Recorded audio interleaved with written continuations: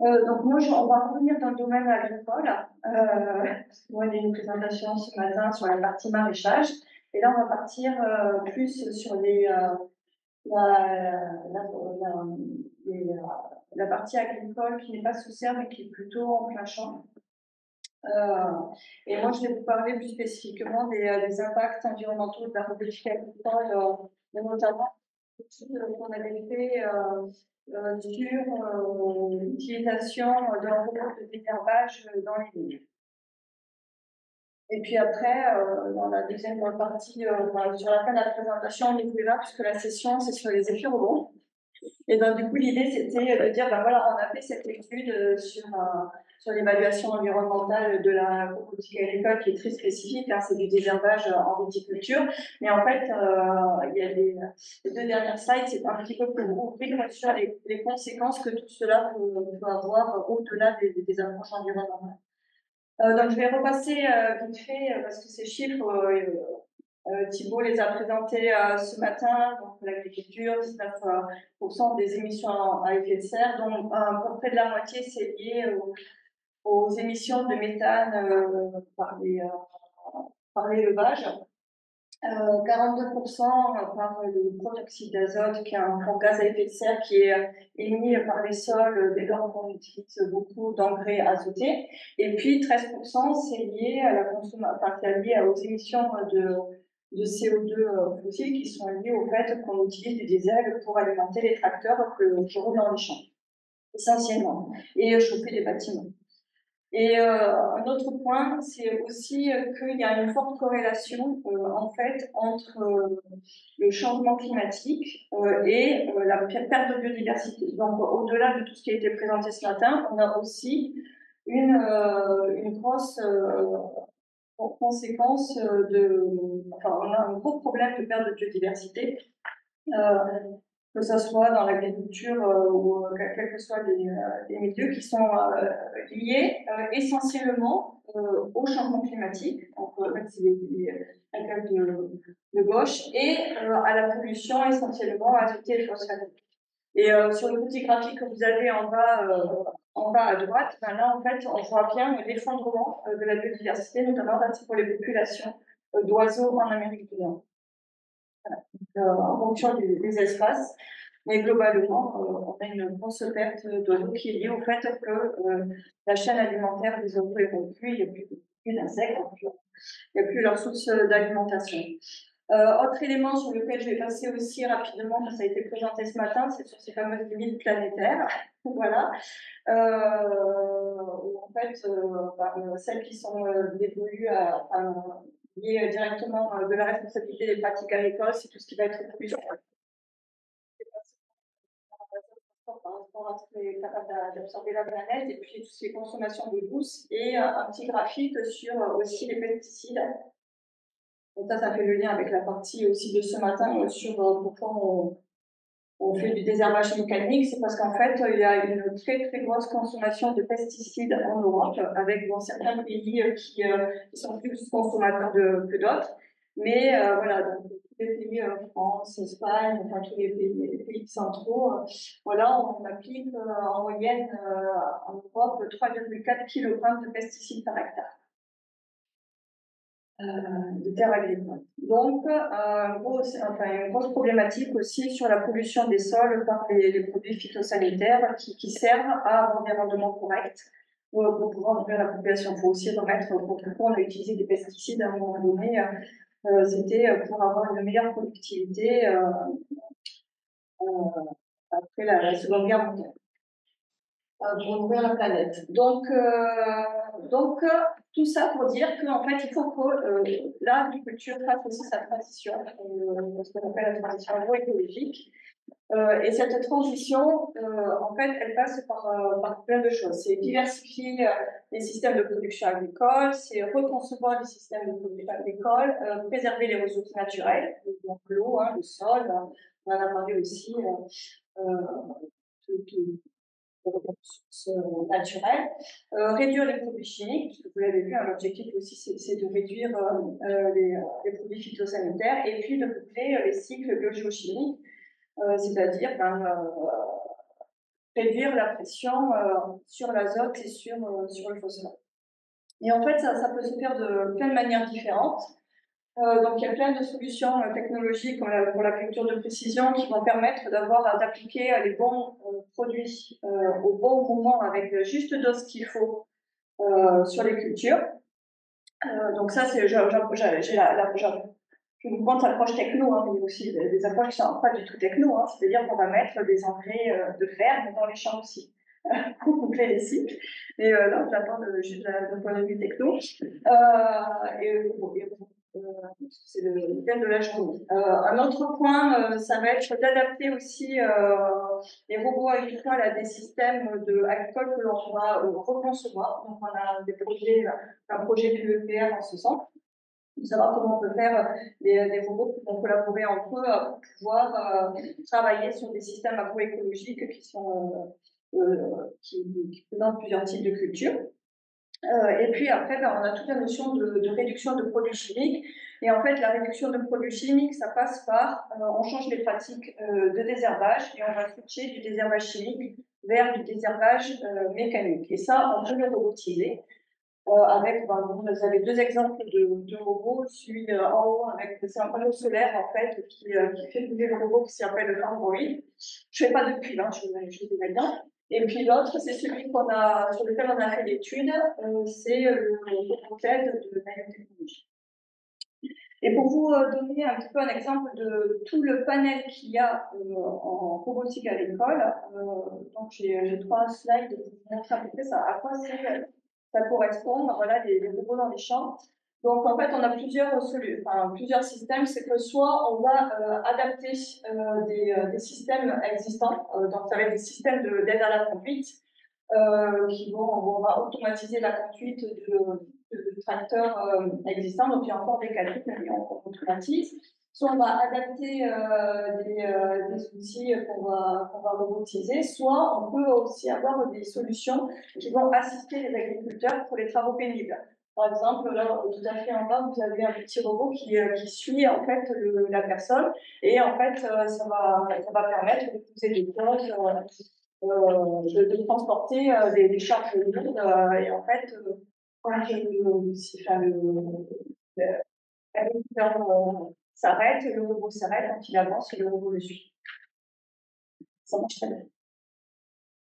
Ensuite, on en a parlé aussi ce matin, les tracteurs autonomes. En fait, on a une grosse, actuellement des gros travaux auprès des constructeurs de matériel agricole sur l'utilisation des engins de traction, c'est-à-dire qu'on garde des tracteurs, mais il y a plus de cabine, il n'y a plus de conducteurs, et vous voyez, c'est pas des machines qui sont petites. Enfin, on le voit là.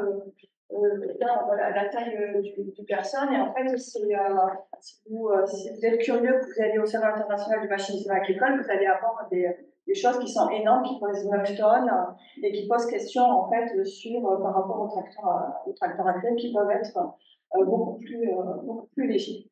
Donc voilà, c'est des exemples que l'on peut trouver, qui soient soit au stade expérimental encore, soit disponibles sur le marché.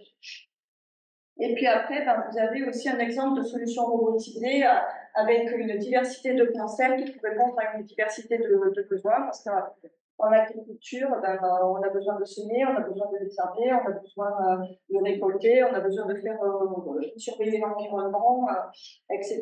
Et en fait, vous allez retrouver des solutions un petit peu polyvalentes, c'est-à-dire qu'à l'instar d'un tracteur, vous allez avoir des robots qui sont des porte-outils. Donc, vous allez juste changer l'outil sur le robot, et en fait, il va pouvoir être utilisé pour faire plein d'opérations culturelles à l'instar d'un tracteur. Vous avez aussi des petits outils de surveillance de l'environnement. Donc, il y a le robot chien, comme celui de Motor Dynamics, mais bon, il y a d'autres. Voilà, qui est équipé et qui peut surveiller l'environnement, ou alors des petites solutions très légères qui vont se balader dans les champs pour faire du montant. Voilà, et puis après, vous avez des systèmes aussi qui commencent à apparaître de robots qui ont un berger. Voilà, c'est pas des moutons, mais c'est des robots, et en fait, qui vont travailler en collaboration et ils seront supervisés par quelqu'un. Donc ça, c'était pour vous montrer qu'en fait, il n'y a pas un robot en agriculture, il y a une multitude de robots en agriculture. Donc le total que je vais vous présenter, c'est pour un type de robot d'un constructeur. Et du coup, voilà, c'est pas forcément généralisé à l'ensemble. Mais la question, c'est alors pourquoi on s'est intéressé à cette question d'évaluer les impacts environnementaux de la robotique agricole. D'une part, c'est qu'en fait, il y avait un manque de données sur ce sujet-là pour un usage agricole. Alors, il y a des données sur les impacts environnementaux de la robotique de manière générale, c'est assez rare, mais la robotique agricole, il y avait rien. Et l'autre solution, enfin l'autre raison aussi, c'était pour si on veut améliorer les performances des robots en agriculture, en fait, il faut déjà faire l'analyse et puis savoir comment on peut les éco-concevoir. Et les éco-concevoir sur l'intégralité de leur cycle de vie. Et puis, ben, voilà, après, il y avait un besoin global de quantification de ces impacts en comparaison avec les solutions conventionnelles pour savoir ben, finalement est-ce que c'est bien, est-ce que c'est pas bien. Et, euh, et la quantification, ben, c'est le premier pas vers l'amélioration.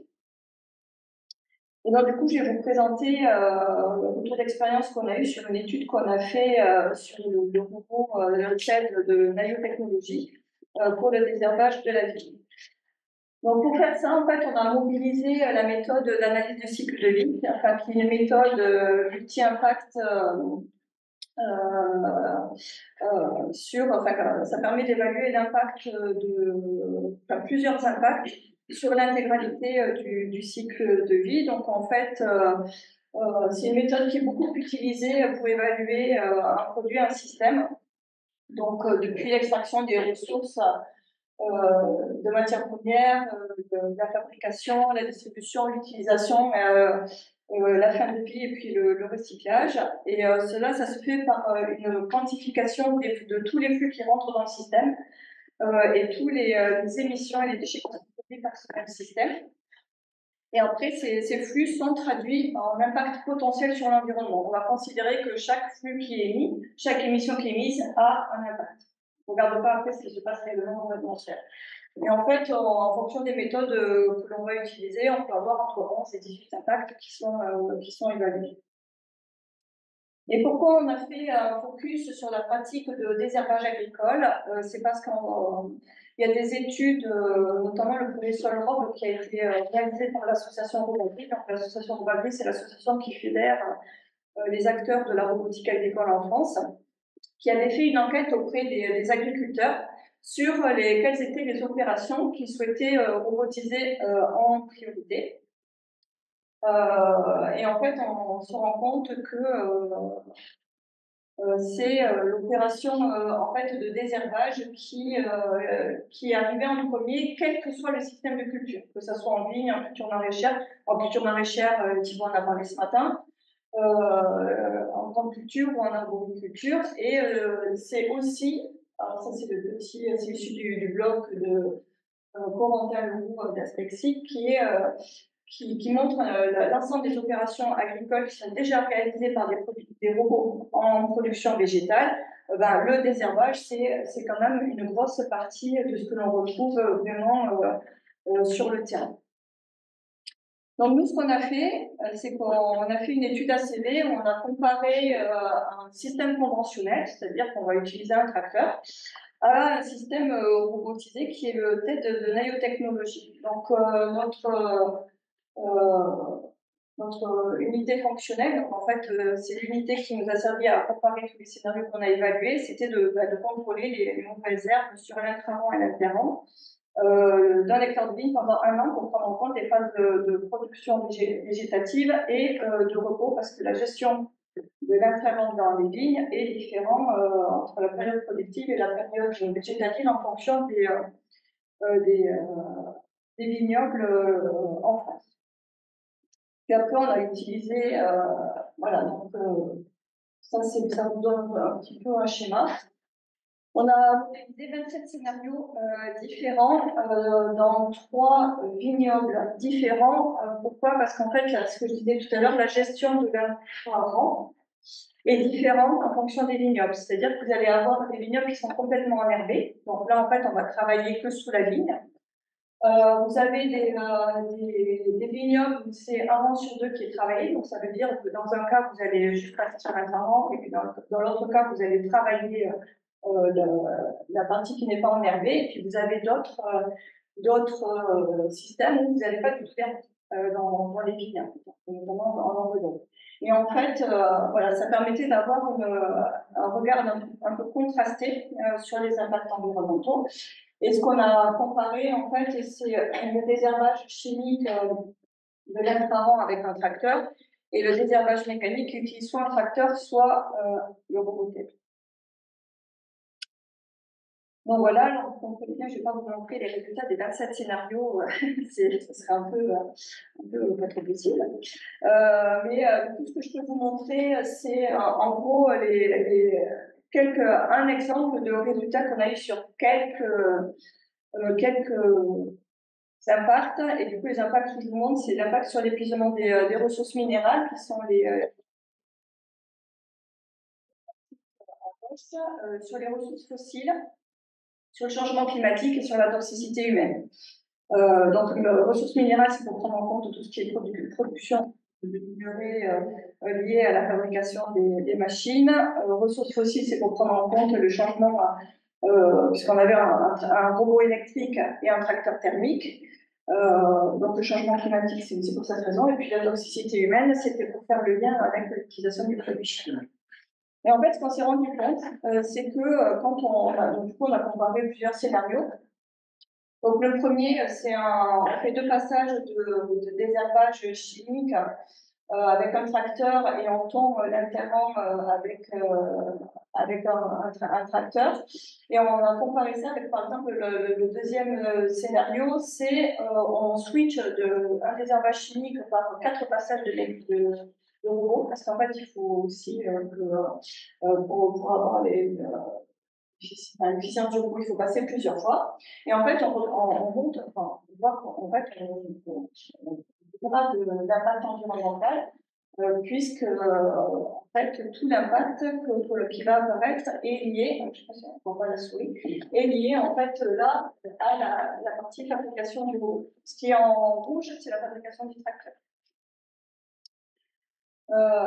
Et après, en fait, quand on passe cas du désherbage mécanique de l'intrarang, et bien là, en fait, on va se rendre compte que, en fait, on augmente encore plus l'impact parce qu'en fait, on va rajouter des passages de robots pour pouvoir faire le travail et l'opération sur l'intégralité du cycle culturel de la vie. Donc voilà. Et par contre, on s'est rendu compte aussi que voilà, ben, plus on va, parce que c'est la même chose pour un tracteur, c'est-à-dire quand on va passer plusieurs fois avec un tracteur, et bien en fait on va augmenter les impacts sur le changement climatique et sur l'épuisement des ressources fossiles parce qu'on va utiliser plus de carburant pour réaliser l'opération. Donc, en fait, de tous les résultats qu'on a eus dans le cas de cette étude-là, en fait, ça nous a servi aussi à identifier quels étaient les facteurs clés à prendre en compte si on voulait concevoir des robots. Et donc, en fait, on a identifié 3 facteurs clés qui sont la durée de vie, le taux d'usage du robot et la disponibilité du robot. Parce qu'en fait, on s'est rendu compte que voilà, en augmentant la durée de vie, en fait, on allait avoir moins de masse de robots qui allaient être alloués par heure d'usage. Et en fait, mais mathématiquement, ça fait réduire les impacts. Par contre, le point négatif qui peut être, c'est que plus on va allonger la durée de vie, plus il va falloir faire de la maintenance et plus il va peut-être falloir changer les composants électroniques. Et en fait, on a regardé un petit peu, on a fait des analyses de sensibilité pour voir à l'échelle de la fabrication du robot, si on remplaçait tout le cuivre par du cuivre recyclé, la marge qu'on aurait de réduction des impacts. Et en fait, on s'est rendu compte que sur le changement climatique, épuisement des ressources fossiles, ça ne serait pas normalement pas très impactant la réduction, mais par contre, pour tout ce qui est toxicité humaine et écotoxicité des milieux, on pouvait aller jusqu'à des réductions d'un tiers, de 26 à 33%, essentiellement du fait que c'est l'extraction du cuivre qui est relativement importante pour la santé humaine. Donc le fait de réutiliser du cuivre, ça évite d'extraire du cuivre des mines et donc de limiter ces impacts. On a fait aussi une analyse de sensibilité sur la durée de vie du tracteur, puisqu'on était parti sur une durée de vie de 2400 heures. Et en fait, on a comparé, du coup, on a allongé la durée de vie et on voulait se rendre compte si c'était un paramètre sensible. Et effectivement, c'est un paramètre sensible, parce que plus on va allonger, plus l'impact va être réduit, allant jusqu'au même niveau d'impact que le tracteur qui est à 7200. Voilà. Donc ça c'est des éléments que l'on a identifiés. Et la seule chose qui change pas, c'est l'aspect transport du robot, parce que ce qu'on a modélisé, un robot agricole ne peut pas rouler tout seul sur la route, vous n'en verrez jamais. En fait, il faut qu'il soit transporté sur la parcelle, et il est transporté avec nous on a modélisé une camionnette thermique. Donc en fait, c'est un robot électrique, mais on utilise quand même des véhicules thermiques pour les transporter sur le lieu. Et en fait, on voit que pour transporter les robots, c'est la petite barre bleue là, c'est ce qui impacte le plus sur la partie changement climatique. Donc en fait, on utiliserait un robot à proximité du siège de l'exploitation, on n'aurait pas à le transporter, et bien en fait, ça permettrait aussi de réduire drastiquement les impacts de ces robots. Donc voilà, donc un élément aussi que l'on a identifié, c'est qu'en fait, les robots de désherbage, ils sont essentiellement utilisés pour le désherbage. Donc en gros, ça veut dire que c'est comme les cuillères avec la unique, quoi. Enfin, vous les utilisez toujours pour la même chose et après, bon, voilà, ça. Donc en fait, ce qu'on a aussi identifié, c'était de pouvoir diversifier l'usage. Donc en fait, sur ces types de robots viticoles, la seule chose que vous pouvez changer, c'est les outils qui vont être utilisés pour désherber. Mais l'opération, c'est toujours du désherbage. Vous n'allez pas l'utiliser pour tailler votre vigne, etc.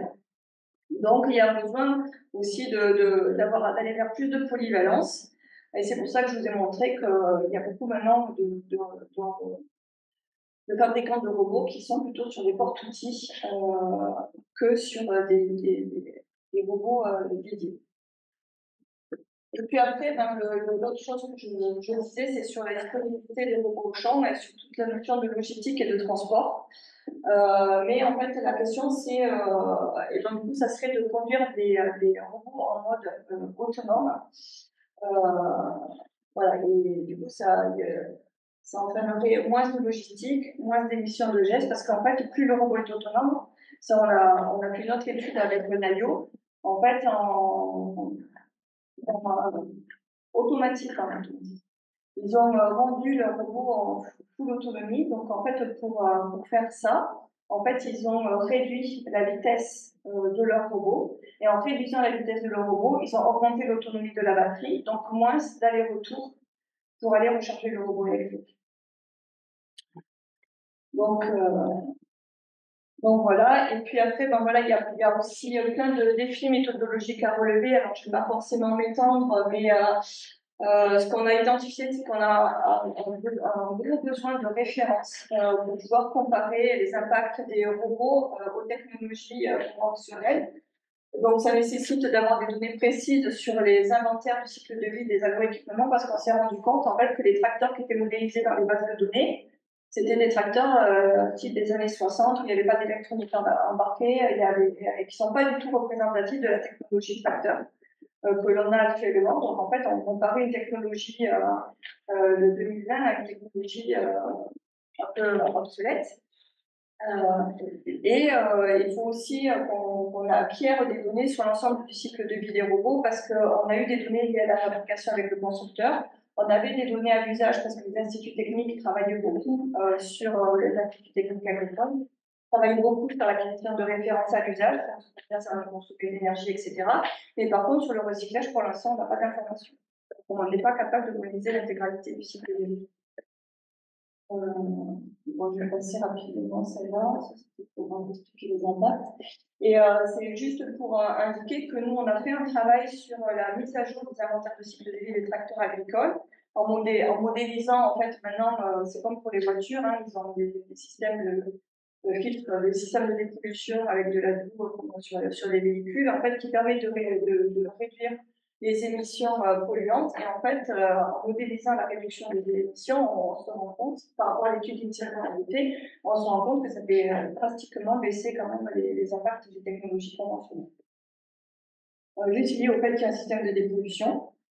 Par contre, on a une augmentation des impacts qui est liée à la fabrication des tracteurs. Hein, on passe, bon, là, c'était le tracteur, en fait, on maximise l'impact. Et ça, c'est lié, en fait, le fait qu'on a rajouté des composants électroniques, donc des capteurs, des cartes électroniques et au système de dépollution, parce que dans les systèmes de dépollution, vous avez des métaux rares, des métaux du vanadium, du tungstène, etc., qui impactent sur les ressources minérales. Voilà, et dans l'étude qu'on avait fait sur l'autonomisation du robot, en fait, on avait augmenté par 2 la capacité de la batterie, et du coup, ce qui implique qu'on avait divisé par 2 la logistique pour aller recharger le robot prochain. Donc ça, c'est sur les approches environnementales, mais il y a plein d'autres défis à relever pour l'intégration des robots en agriculture. D'une part, ça va être c'est des questions de coût. C'est quel coût pour les exploitations agricoles, parce que bon, je ne vais pas refaire tout le discours qu'a fait Thibault ce matin, mais puis bon, avec ce qui s'est passé en début d'année, avec la crise agricole, en fait, voilà, c'est vraiment les agriculteurs, déjà, ils peinent à dégager un revenu, alors acheter des robots qui font 150 000 euros, c'est un peu cher pour eux. Et puis après, il faut voir l'usage qu'ils vont en faire derrière. Donc voilà, il y a toute la question du modèle économique derrière l'intégration des robots dans les exploitations agricoles. Donc il y a des études qui sont faites par les fédérations d'usage du matériel, les CUMA, des coopératives d'utilisation du matériel en commun, pour partager les robots au même titre qu'ils partageaient le matériel agricole. Après, il y a plein de questions au niveau technique. En fait, c'est des niveaux de performance technique en termes de rendement de chantier, de consommation d'énergie, de sécurisation des opérations, et puis de taille des robots. Est-ce qu'il faut un gros robot ou est-ce qu'il faut une flotte de plein de petits robots pour travailler en opération? Ça, c'est des questions qui restent posées pour lesquelles on n'a pas de question. Et puis après, il y a les approches sociétales. C'est quelle va être l'acceptation sociétale de l'intégration des robots dans les exploitations? Est-ce que les exploitants agricoles ne vont pas se sentir dépossédés de leur travail? Est-ce que ça a un impact sur leur santé?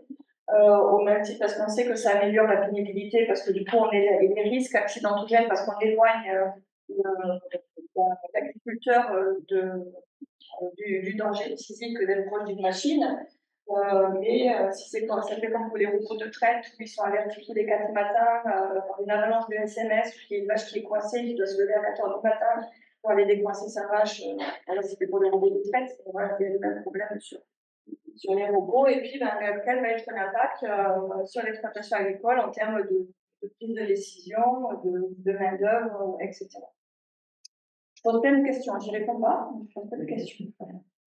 Et puis bon, sur l'impact environnemental, on a vu finalement, on n'a regardé qu'une opération qui est le désherbage, mais voilà quel va être l'impact environnemental si on regarde l'ensemble de l'itinéraire technique, et ça va permettre d'améliorer les rendements ou pas, et puis surtout à quel bénéfice font environnemental. Bon, et c'est une session sur les effets rebonds, du coup, on va parler des effets rebonds. Et les effets rebonds dans tout ça? Et bien, en fait, là, on parle en termes de substitution, c'est-à-dire que pour l'instant, on a des tracteurs, et si on substitue des tracteurs avec des robots, et bien, quelle question ça pose?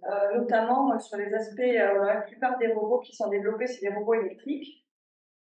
Et en fait, il y a plein de choses. Il y a des voitures électriques, il y a des robots électriques, et donc, du coup, en fait, ça pose la question de la demande énergétique va être peut-être plus importante. Alors, il y a l'hydrogène, parce qu'il y a aussi Il commence à y avoir des robots qui fonctionnent à l'hydrogène et des tracteurs qui fonctionnent à l'hydrogène, mais en fait, sur cet aspect électricité, on peut aller vers une compétition avec d'autres secteurs d'activité au regard de la consommation d'énergie, notamment tout ce qui est véhicules électriques, parce que si on veut déployer les véhicules électriques, voilà, et regarder pour se chauffer, ça risque d'être un peu compliqué.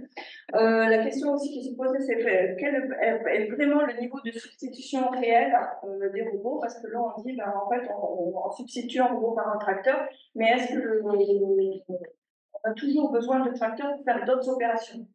Donc ça veut dire que ça va pas être ou, ça va être et. Je vais avoir un robot et je vais avoir un tracteur. Donc, il y a des questions là aussi en termes de multiplier les agroéquipements et de multiplier les impacts qui sont liés à leur usage, surtout que s'ils restent dans un coin 50% de l'année, on n'utilise rien. Voilà, après il y a la notion de transformation du marché de l'emploi agricole, puisqu'en fait il va falloir que les salariés montent en compétences sur les aspects robotiques. Donc ça veut dire qu'il va falloir former les, les futurs salariés agricoles à ces nouvelles technologies. Pour l'instant, ils sont surtout formés sur mais pas forcément sur les autres types de machines. Ça joue mieux. Et puis après, voilà, plus on met de technologie, plus ça accroît des pressions sur les ressources minérales. Donc certaines peuvent être critiques sur la définition de l'Union européenne. Et du coup, quand on aura plus tout ça, qu'est-ce qu'on fera? Voilà, je me dis là-dessus. Et puis, je vous remercie de votre attention. Et puis, je vous ai mis quelques, voilà, tous les références vers les études, parce que bon, je ne peux pas tout présenter, mais ça vous donne une idée de voilà, du travail qu'on commence à mener sur ces questions-là. Ouais, merci beaucoup. Ouais.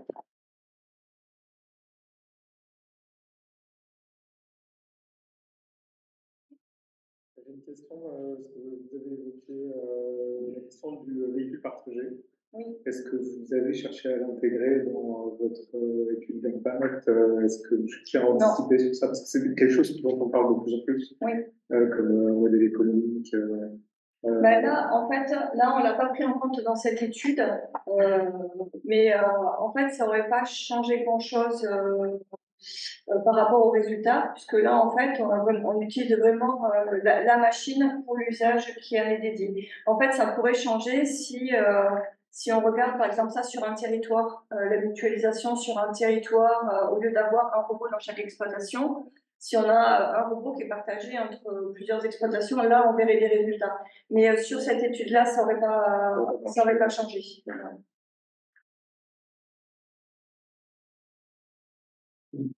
Je n'ai pas très bien compris le système de dépollution. Oui. Qu'est-ce que le robot il dépollue et comment il dépollue? Non, il ne dépollue pas. En fait, le système de dépollution, c'est sur les tracteurs agricoles. En fait, c'est un pot catalytique. Ah oui, d'accord. Et ça n'a rien à voir avec la pollution. Non, en fait, c'est le fait que dans les bases de données, le tracteur, il était mobilisé comme étant de l'acier, du verre, un petit peu de peinture, un petit peu de plomb pour la batterie, et c'est tout. Et en fait, il y avait zéro électronique embarquée. En fait, il n'y avait pas ce fameux système de dépollution qui était mobilisé. Et en gros, nous, on a fait tout ce travail de remodélisation, y compris du système du pot catalytique. En fait, voilà. C'est ça. Et du coup, il n'y en a pas sur les robots électriques parce qu'ils sont électriques, donc il n'y a pas besoin de dépollution. On pourrait imaginer des tracteurs électriques qui soient autonomes. Oui. Et donc, c'est presque indépendant de la robotisation. C'est complètement indépendant. Ouais. En fait, c'est vraiment lié là, au mix énergétique et on aurait pu aussi intégrer les tracteurs électriques dans cette étude-là, sauf qu'on manquait de données. Ouais, c'est rare encore. Ouais. Parce qu'il y a des publications qui existent sur la modélisation de la fabrication d'un tracteur électrique, mais après, en termes d'usage, nous, on n'avait pas les données pour savoir combien il consommait par rapport à un robot en termes de kilowatts. Ça, on n'avait pas les informations, donc on n'a pas pu les intégrer. Mais c'est des choses à comparer, oui, effectivement. Si on compare des technologies avec une même motorisation, qu'est-ce que ça changerait dans l'étude? Et le désherbage, là, c'est un désherbage mécanique, alors, c'est ça? Donc c'est pour du bio, quoi. Non, pas forcément. En viticulture, les exploitations viticoles sont de plus en plus sensibles. Enfin, moi, celles qui utilisent des robots, ils sont de plus en plus sensibles à l'image qu'ils véhiculent. Donc, il y en a effectivement qui se convertissent en bio. Là, les exploitations sur lesquelles on a fait, Nayo avait fait des tests des robots, je ne pense pas qu'elles étaient en bio. Mais par contre, il n'y a pas forcément besoin d'être en bio pour réduire la pression sur les phytosanitaires. Parce que, en fait, quand tu es proche des habitations, tu as de plus en plus de vignobles aussi qui sont proches des habitations. Et du coup, même sans passer en bio, tu peux réduire ta pression sur. Réduire la quantité de produits phytosanitaires juste parce que tu vas respecter parce que c'est une demande sociétale aussi. Oui. Les distances de pulvérisation sont réglementaires, mais parce que tu dois pas traiter par un grand vent, tu dois pas t'approcher des temps. Mais après, il y a de plus en plus d'habitations qui se rapprochent aussi des champs, des exploitations. Et du coup, ça peut poser problème. Et du coup, c'est pour ça qu'en fait, ils switchent. Et moi, c'est comme mon avis personnel, hein, mais je pense que c'est aussi beaucoup pour l'image de marque des grands compagnies. Mohamed, ouais, tu avais une question? Vous avez des études sur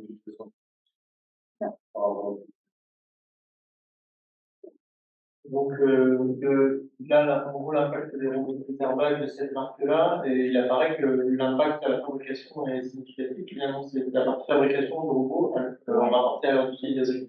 Ouais, en fait, c'est rapporté à l'utilisation sur l'intégralité de leur cycle de vie. C'est-à-dire qu'en fait, on fait la même chose, on fait en national, on fait ce qui s'appelle des allocations. C'est-à-dire qu'en fait, par exemple, le tracteur, tu vas l'utiliser pour le désherbage, mais tu vas aussi l'utiliser pour d'autres opérations. Donc, en fait, tu vas allouer qu'une partie de ton tracteur à l'opération que tu fais. Et c'est en fait que les impacts pour les viticoles sont plus importants parce qu'en fait, ils sont dédiés à cette opération-là. Donc, en fait, en gros, tout le temps qu'ils sont utilisés, c'est vraiment pour l'opération. Alors que ton tracteur, tu vas l'utiliser et puis ils sont beaucoup plus performants en termes de rendement de chantier. Un tracteur va beaucoup plus vite. Et comme il va beaucoup plus vite, en fait, tu l'utilises moins. C'est normal pour travailler un hectare, tu vas moins l'utiliser. Et comme tu l'utilises moins, c'est qu'un robot, en fait, son impact est moins. Pour avoir une unité fonctionnelle, hein, toujours. Et du coup, tu considères que le robot est fabriqué, il peut faire tant d'heures de désherbage. Voilà, c'est ça. Ouais. Et donc, c'est pour ça que je disais, je n'avais pas compris pourquoi, si on fait du robot partagé, ça ne va pas changer, parce que c'est toujours la même heure de durée de vie, en fait. Chaque heure a le même coût, même si les partageants posent question. Oui, mais tu vas maximiser son usage. Ce que je veux dire, c'est que, en fait, quand tu es sur une exploitation agricole, tu vas peut-être l'utiliser, je sais pas, 30 heures, 40 heures. Et après, tu vas le laisser dans ton main. Alors qu'il pourrait être utilisé pour travailler les terrains d'un autre viticulteur. Justement, c'est ce qu'il n'a pas compris. Donc, lui, il avait compris que ça changeait rien. Mais parce que tu es en train de redire, c'est que ça change quelque chose, quand même, que ce soit partagé. Tu n'as pas dit tout à l'heure que ça changeait rien? Ça change rien toute cette unité fonctionnelle-là. Mais ça peut changer si tu regardes sur plusieurs agriculteurs. En fait, c'est pas. Ah, c'est pas par robot, mais c'est par surface. Enfin, ou par... Ah oui. Oui, ça c'est étonnant. Que ce soit par surface et pas par robot. Ou par unité. Mais parce qu'en fait, il faut qu'on puisse. Si tu veux, si on fait ça par robot, on n'aurait pas pu comparer avec un tracteur. En fait, il faut, quand on fait une série, tu veux, c'est quoi la fonction de mon système, comment je la quantifie pour que je puisse comparer plusieurs systèmes qui remplissent la même fonction. Mais si tu prêtes plus facilement un robot que tu prêtes un tracteur, mais je ne sais même pas si c'est vrai, ça vaudrait le coup de comparer des choses non comparables puisqu'on ne va pas les utiliser de la même façon. C'est ça.